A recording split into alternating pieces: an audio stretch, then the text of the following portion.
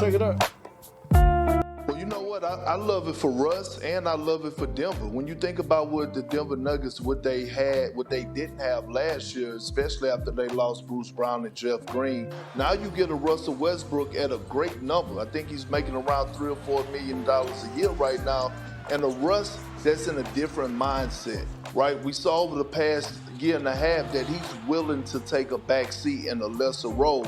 And this Russ coming into this system, playing along, Nikola Jokic, playing under Michael Malone. I love him in this system. And now all he got to do is come in and be the Russ that we know. Play hard on both ends of the floor and just do what he do. I think it's a perfect match made in heaven. But now it's a small step. You got to remember, they're in the powerful Western Conference right now. That still doesn't put them ahead of, the Minnesota Timberwolves, the Dallas Mavericks.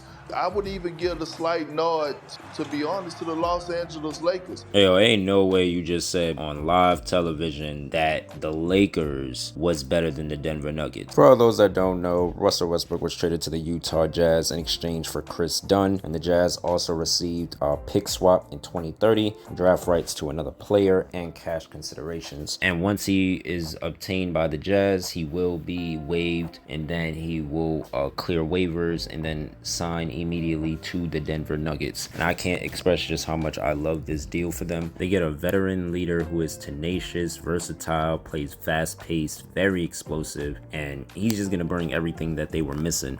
Now, losing KCP definitely does suck. It's going to be a gut punch. But I think that this team, just because of the strength of the fact that they still have their main core intact, they can still pretty much go against anybody. I have no idea what the hell Kendrick Perkins is talking about. Now, saying this Timberwolves is one thing. They have the #1 ranked defense in all the NBA. They're certified. The Mavericks, they're questionable, but it's somewhat understandable. They just represented the West. I get it. But the Lakers? The Lakers. You're talking about a team that's been a playing team for like the last couple of years now. They haven't beat Denver in a real series since the bubble, and even in that series Jamal Murray was out. And this team, it'd be one thing if they did a complete overhaul. They're literally the same exact team as they were last year. They've literally made no acquisitions except for Connect, and he's looking promising. But are we really expecting Connect to be the answer that's supposed to bring LeBron's 5th championship to LA? Is Bronny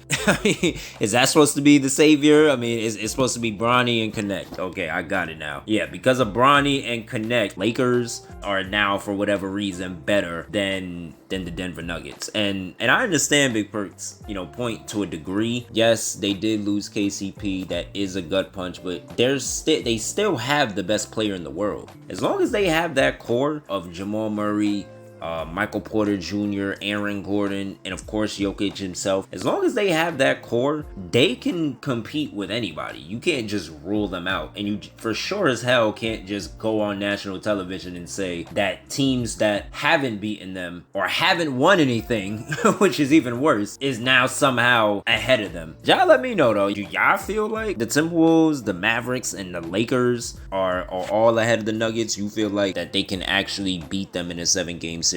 Maybe you can make the argument that you can't put them at least over the Timberwolves, but you can't put those teams over the Nuggets either. So I mean, I don't know, but y'all let me know what y'all think about that down in the comments, man, and I'm gonna catch y'all on the next one. Peace.